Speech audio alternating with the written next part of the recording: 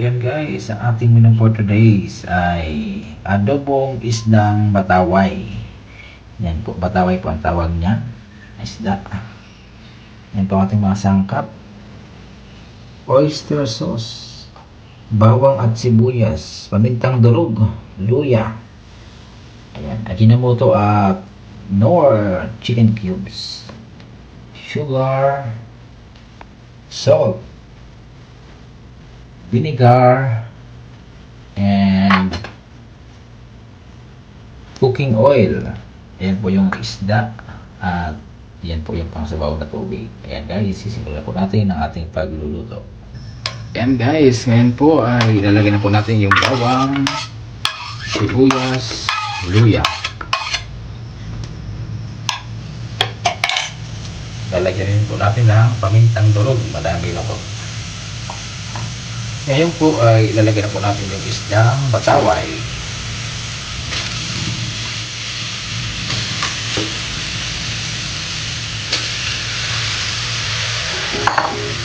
Lalagyan po natin ng suka.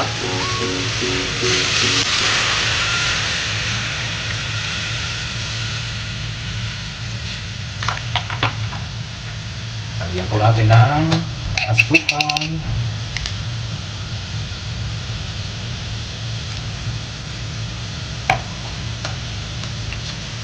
Seasoning mix.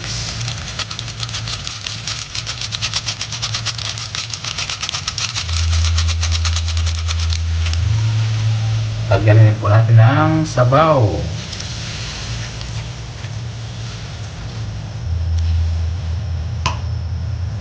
Lagyan din po natin ng kaunting Knorr chicken cubes.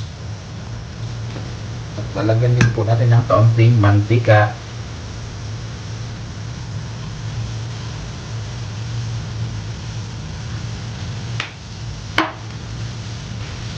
At ilalagay na rin po natin yung oyster sauce.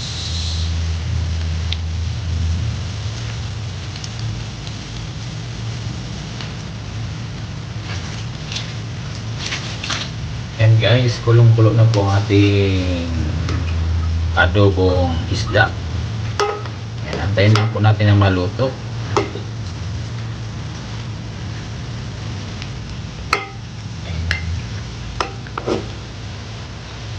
Guys, tatakpan po muna natin.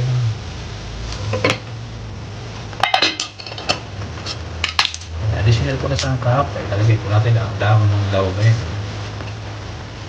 Natin tatakpan. And guys, check po natin at titikman po natin yung lasa niya. Ayan.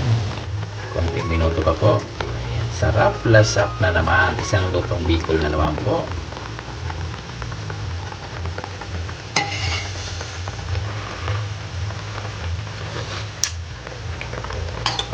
Okay yung lasa. Dagdagan po natin ng asukal.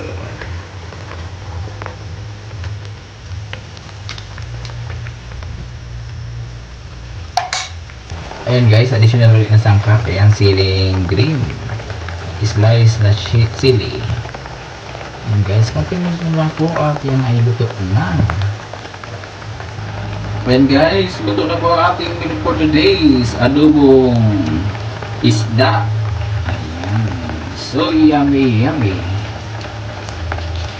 Ayan guys, so yummy adobong isdang bataway. Ayan guys, sarap lasap. Muli ko natin titikman at hahangilan natin.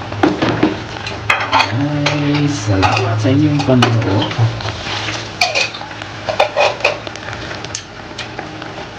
And guys, okay na po ang lasa. Sarap lasap. Yan guys, kain na po. Yan na po ang ating ulam na adobong bataway na isda. Yan guys, so yummy.